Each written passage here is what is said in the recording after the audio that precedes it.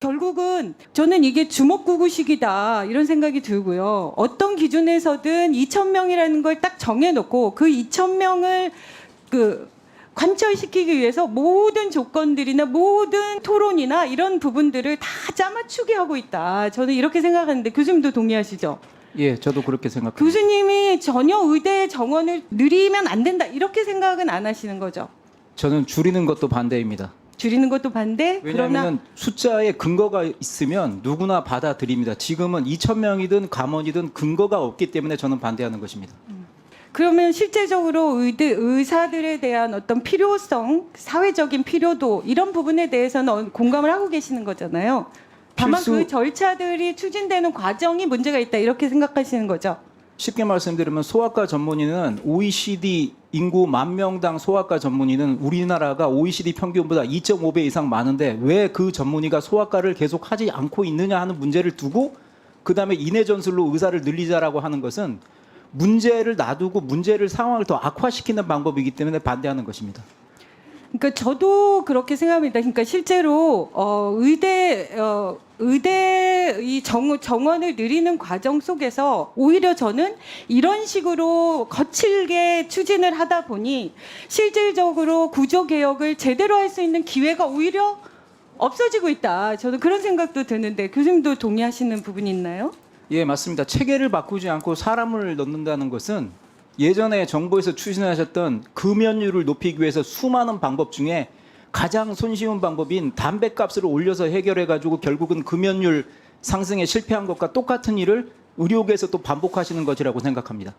그렇습니다. 근데 이제 제가 너무 궁금한 거예요. 도대체 2,000명을 갑자기 이렇게 1년 만에 증원을 시켜가지고 이게 수용이 되나 이런 부분들에 대해서 확인하고 싶었는데 결국 뒤늦게 준 자료들만 검토해봐도 도저히 이게 동의가 안 되는 겁니다. 그러니까 많이 느리겠다고 하면서 정작 지금 열심히 공부해가지고 의대를 들어온 꿈 많은 학생들이 다 나가고 있어요. 이게 무슨 효과가 있다는 건지 저는 이해가 안 가고요. 실제로 의대생 출석률이 2.7%라고 저희가 숫자를 다 확인해 보니까 이 정도인데 재적생 18,217명 중에 출석 학생이 495명밖에 안 돼요. 이런 식으로 지금 6년의 학생들이 다 학교를 안 나가고 있는 상황인데 이 상황 속에서 어느 정도나 설득이 되는 건지 맨날 얘기하면은 논의하고 있습니다. 개선하겠습니다.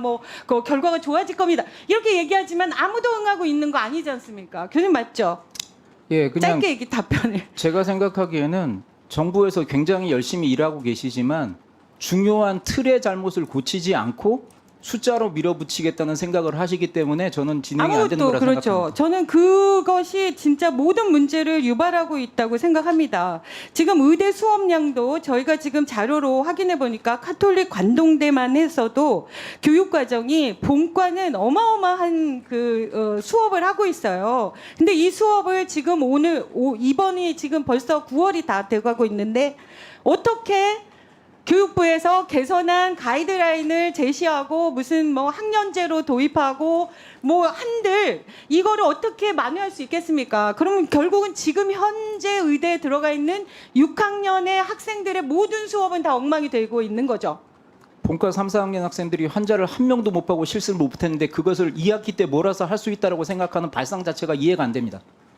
그리고 교육 환경, 교수도 마찬가지입니다. 지금 아까 총장님은 100몇 명을 도입하겠다 이렇게 얘기하는데 그렇게 다 모아가지고 2,000명의 정원을 증원하면 향후 6년간 교수가 4,300여 명의 추가가 필요한데 이게 6년 동안에 이 많은 전공을 하신 이분들 교수 확보가 가능합니까? 총장께서 전임 교수 2명만 사직했다고 하지만 임상 교수들, 즉 병원에 축이 되고 교육을 담당하고 있던 교수들이 다 나가고 있습니다. 심장내과 교수 10명 중에서 2명은 거의 은퇴급에 가까우시고 7명의 워킹 교수 중에서 저까지 포함해서 3명이 사직했습니다. 그중에 2명은 임상 교수입니다.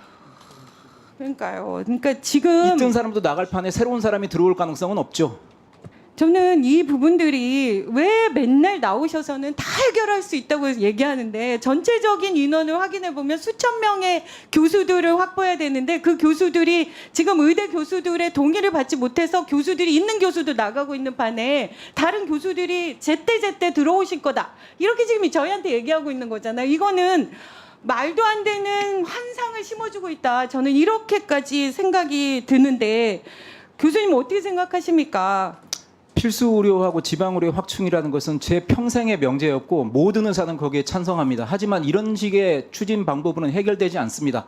안상호 의원께서 말씀하셨던 MD-PhD 과정도 저는 찬성합니다. 하지만 하버드 메디컬 스쿨이 가장 많은 노벨상 의사를 만들었는데 학생 160명에 교수가 18,000명입니다. 그러니까 그렇게 되면 좋은- 저희가 네. 지금은 교수 수를 역진시키고 있는데 어떻게 저희가 MD, PhD 과정을 만들어서 우리나라를 바이오 헬스 강국으로 만들겠습니까? 네, 그것과 또 관련해서 제가 지금 뭐 얘기를 다 할 수 있는 게 없는데 지금 그 면접 관련해서도요, 장소 관련해서도 지금 학생 1인당 교육 면적이 1분만 더 주십시오. 네. 지금 큰 폭으로 하락이 예정되고 있는데 지금 이 부분에 대해서 전남대 경우에는요. 학생 생활관을 건설하겠다 이렇게 얘기하면서 5,800 평방미터 정도가 필요하다고 밝혔는데 이것도 지금 용지 자체가 확보되어 있지 않아요. 그러니까 우리가 배정위원회에 이 의사록이 중요하다고 얘기하는 것은 그리고 청원에 보면 그거를 확인해 달라고 청원을 하고 있습니다. 그러니까 그 현실적으로 가능한지 여부를 확인했냐 이거를 확인하고 싶은 건데 당장 이 수요 조사서에만 봐도 애초에 용지도 돼 있지 않은데 이 건물을 어떻게 건설합니까? 지금 이런 상황에서 2,000명을 증원을 강행하고 있는 거잖아요. 저는 이게 이해할 수가 없는데 도대체 이게 누구를 위한 건지 잘 모르겠다는 생각이 드는데 교수님 지금 이 상황에서 인원이라도 조금 조정을 해서라도 뭔가를 해야 될까요? 지금 이 정원은 이미 2,000명이 정해져 있어서 수험생의 수요가 또 있는 거예요. 지금 의원님들과 정부가 굉장히 열심히 노력을 하시고 계시지만 지금 현재 사태 아니고 내년에 닥칠 의료 대란에 대해서는 정말 네이브하게 생각하시는 것 같습니다. 내년에는 한국 전쟁에서도 벌어지지 않는 일이 벌어집니다. 의사가 한 명도 없고 전문의가 한 명도 없는 해가 되고 연차적으로 그 이후에 전임의가 없어지기 때문에 교수요원이 생기지 않습니다. 이 상태가 계속 누적이 되는 거를 지금 그냥 희망을 갖고 설득을 하겠다 이 정도 가지고 2,000명 증원에 관한 의지의 3분의 1만 해결의 의지를 가지시면 뭔가 만들 것 같으신데 2,000명이란 숫자가 의료 개혁을 완전히 잡아먹은 상태라고 저는 생각하고 있습니다. 이주호 장관과 조규영 장관께 공히 여쭤볼게요. 대한민국 상황이 아니라고 가정을 합시다. A라는 대통령제 국가예요. 대통령한테 구두로 보고를 해서 기록이 전혀 없어요. 대통령이 어떤 발언을 할지 회의를 했는데 회의한 기록이 없어요. 굉장히 중요한 논의를 하는 어떤 위원회에서 자료가 너무 방대해가지고 다 파기를 했대요. 그런데 이 모든 게 뭐에 관련된 거냐? 국민의 생명과 건강에 관련된 일들이에요. 그 국가의 녹을 먹고 있는 이따위로 행동하는 공무원들 어떻게 생각하세요? 각각 답변 주세요. 짧게 말씀해 주십시오. 제가 말씀드리겠습니다. 아마 지금 그 의대 정원 확대 그걸 얘기를 하시는 것 같은데 2,000명과 관련돼 가지고는 보정심을 올리겠다는 걸 구두로 보고 드린 장관님, 거고 제 그 전에 가정에 대해서 한 질문에 대해서만 짧게 답변해 주세요. 그 의원님 진짜 죄송한데 그런 그 만약에 가정을 통해서 답변을 한다고 하는 것은 또 다른 또 오해를 불러일으킬 수 이주호 있으니까 장관님 답변해 주세요. 적절하지 않다고 생각이 듭니다. 네, 저도 뭐 그 질의에 대해서 뭐 적절한 질의라고 생각하지는 그럼 않습니다. 다시 또 여쭤볼게요. 두 분께 다 여쭤볼게요.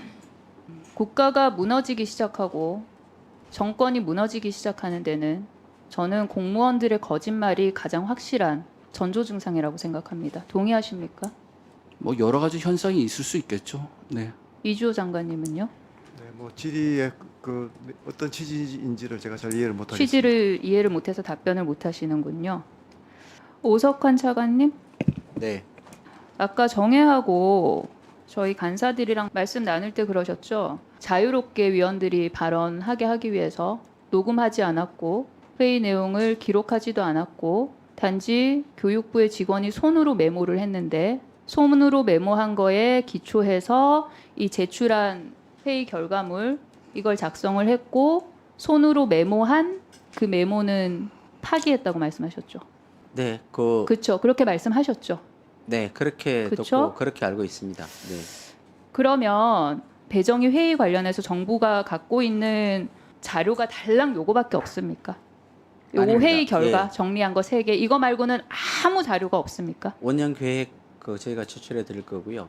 그다음에 회의 결과, 자체 최종 결과 관련해서요. 자료고요. 아니 예. 회의 자체 관련해서 예. 배정희 회의 관련해서는 요거 말고는 아무런 다른 기타의 자료가 없습니까? 배정희 회의와 관련돼서 저희가 제공했던 자료가 의학점검반에서의 점검 결과, 그다음에 대학에서의 신청 결과서, 그리고 회의 자체요. 회의 자체. 그 회의에서 봤었던 참고 자료 말고요. 그 회의 자체에서 회의, 논의했던 회의에서 결과들입니다. 오고 갔던 발언이나 네. 회의에서 여러 가지 뭐 시간이든 장소든 그다음에 거기에서 누가 무슨 말을 했고 이런 거 등등등 관련해서 요거 말고 아무것도 존재하지 않는 거죠. 네, 회의의 그 진행과 손으로 과정에 대한 최종 정리 기록했다는 결과는 그 수첩도 다 파쇄하신 거죠. 수첩이 거기 담당자가 정리한 것이니까요. 그리고 최종적으로 회의 결과를 정리하는 그거 파쇄했다고 하지 과정은- 않았어요, 아까? 그러니까 그거는 담당자가 가지고 있는 문제이기 때문에 담당자의 결과를 정리 과정을 말씀드리는 신민철 거고요. 국장님, 예, 그 자료는 메모를 하고 나중에 그 회의가 메모한 거 끝난 다음에- 파쇄했다고 하셨잖아요. 예, 손으로 파쇄가 메모한 거. 예, 그렇습니다. 파쇄가 되어 차관님 있습니다. 파쇄했다는데요. 네, 그거는 제가 회의를 진행하는 과정의 상세한 내용까지는 실무적인 내용이라 아까 들었던 내용이고요. 그다음에 아까 제가 그렇게 들었는데 왜 또 아니라고 그러세요? 파쇄했다는 파쇄했는지 거기에 대해서는 제가 정확하게 아는 내용이 아니기 때문에 확인을 안 해드리는 것이죠. 지금 확인을 못 해드린 상황입니다.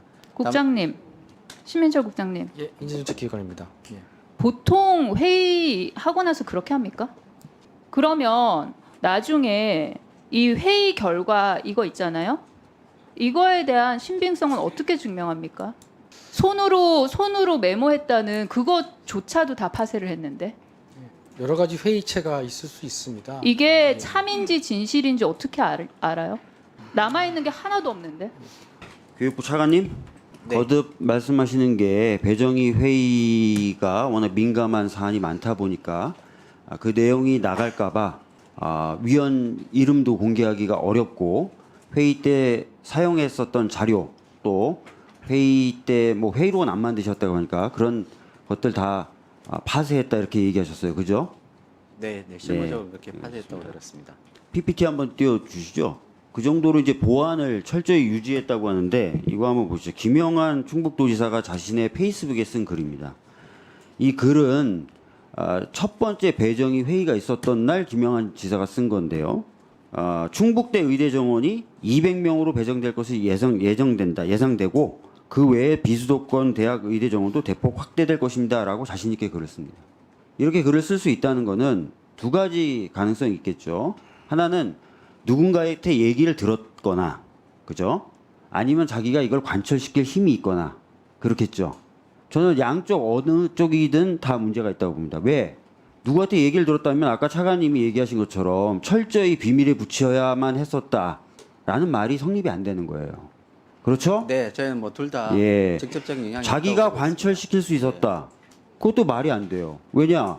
이것은 사실 합리적인 근거에 기반해서 결정돼야 될 사안이기 때문에 도지사가 자신의 정치적인 목적, 특히 김영환 지사의 공약이었어요. 이게 지방선거 공약이었어요. 의대 정원을 늘리겠다는 게 자기의 정치적인 목적을 달성할 수 있을 만한 영향력을 행사할 수 있다. 이래도 말이 안 되는 거지 않습니까? 그죠?